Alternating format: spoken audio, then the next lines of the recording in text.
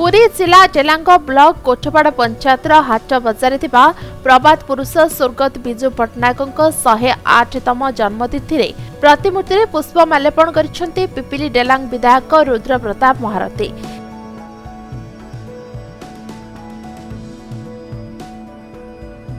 या सहित डेलांग गोष्ठी स्वास्थ्य केन्द्र में रोगी मानकर स्वास्थ्य विषय में पचारि बुझा एवं फल बंटन करथिले। परे कोठपाड़ पंचायत रे कर्मी को नहीं एकत्रित होई षष्ठ थर पर नवीन पट्टनायक को मुख्यमंत्री करने शपथ पाठ कराइथिले स्थानीय लोके।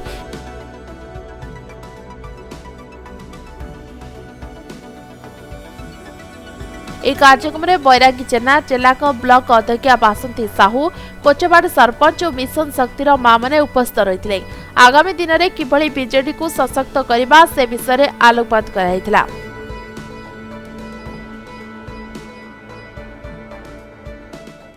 आज जहाँ ना विजु जनता दल तांकर 108तम जन्म उत्सव आज पालन करुच्ची डेलांग ब्लॉक। आज मान्यवर विधायक श्रीयुक्त रुद्र प्रताप महारथी आम गणर उपस्थित थिले एवं विजु जनता दलर समस्त सदस्य माने आज आग्रह सहकारे विजु पट्टनायक प्रतिमूर्ति रे माल्यार्पण कलु एवं तत्पर आमर कार्यक्रम थिला मेडिकल भितर रोगी मान पाखे पहुँचे फल बंटन कार्यक्रम रखा जाइथिला एवं सबुठ बड़ कथा रक्तदान महान पुण्य जो कार्यक्रम ताको आज पिपिली पार्टी ऑफिस परिसर में कार्यक्रम रखा जाए। मान्यवर विधायक सेठी गले आम मैंने जीवु आज जो ये कार्यक्रम स्वर्गत विजु पट्टनायक जो स्वप्न देखी सुपुत्र जे थरे नुहे 5 थर मुख्यमंत्री आज ओडिशार गुरु दायित्व बहन करछन्ते एवं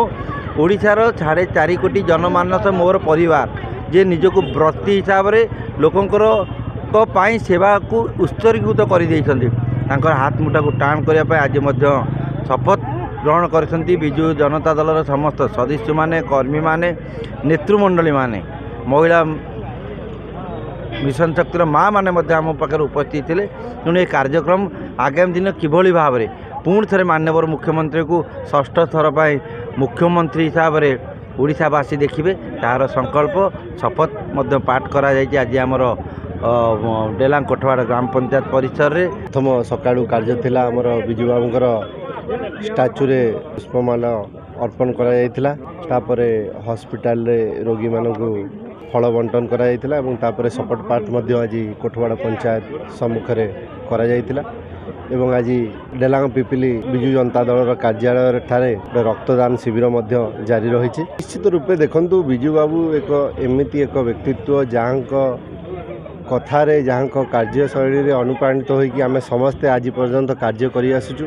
तांको नारे नामित दल आज 25 वर्ष है सरकार गठन करछि। तांकर सुपुत्र आज सारा देश रे 1 नंबर मुख्यमंत्री एवं आमर मध्य लक्ष्य रही केमती तांको जेमती काम रे 1 नंबर मुख्यमंत्री सारा देश रे सेमती सबुठु अधिका समय कार्य रे थिबा मुख्यमंत्री मध्य 1 नंबर हेबे सेही दिगरे आमे समस्ते मिसिकी कार्य करिबु एवं नूतन ओडिशा नवीन ओडिशा गठन कार्य रे समस्ते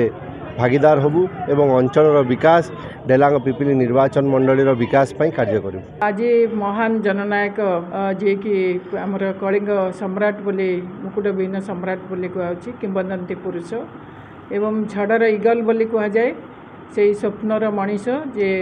ओडिशा कथा जे चिंता करुथिले से अहर से कलिंग वीर विजु बाबूंकर जयंती रे मु निजको गर्व अनुभव करुछि कहीं मु डेलांग माटीर झियो।